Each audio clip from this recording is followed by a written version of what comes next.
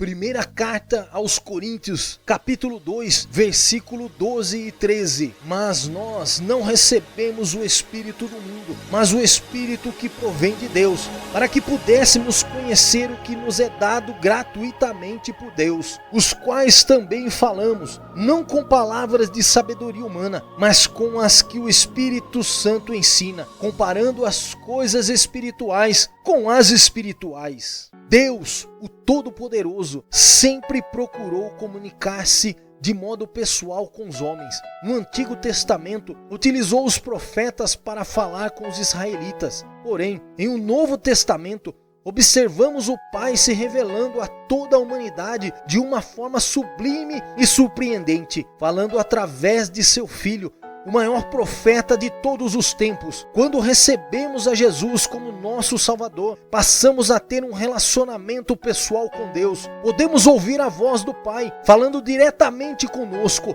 Todavia, Deus encerrou o ministério profético em um Novo Testamento. Ele continua a utilizar os seus profetas para revelar a sua vontade ao seu povo. Os profetas continuaram a desempenhar um papel importante na igreja no Novo Testamento.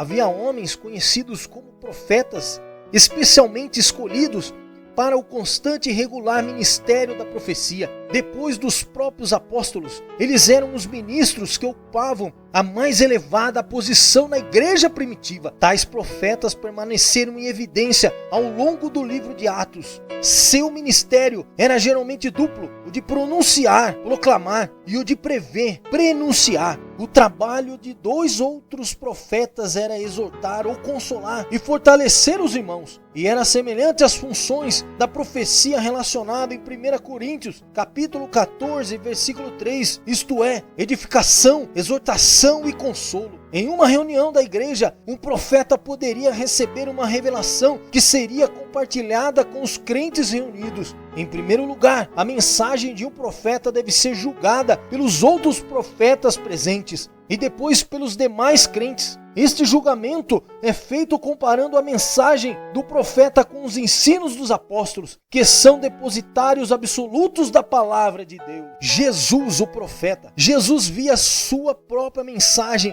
como uma continuação dos escritos proféticos e avaliou a geração de seu tempo à luz daquelas profecias. Muitas vezes citava Jeremias e Zacarias, aplicando suas profecias tanto ao juízo que estava por vir sobre Jerusalém em 70 depois de Cristo, como também o juízo final na purificação do templo. Por exemplo, Jesus citou Jeremias capítulo 7, que faz alusão à ameaça de violação do templo. O discurso de Jesus sobre o Monte das Oliveiras também coloca o templo em um contexto escatológico. Quando ouvem a profecia de Jesus, os discípulos aparentemente se vinculam à vinda do Messias no fim dos tempos e perguntam sobre um sinal. O sinal dado por Jesus foi a abominação da desolação de Daniel. Isto, portanto, seria uma indicação de que a nação de Israel se aproximava de sua libertação e restauração, pois a profanação do templo dará início à perseguição do povo judeu. Somente o próprio Messias seria capaz de salvá-los de seus inimigos. Deus te abençoe.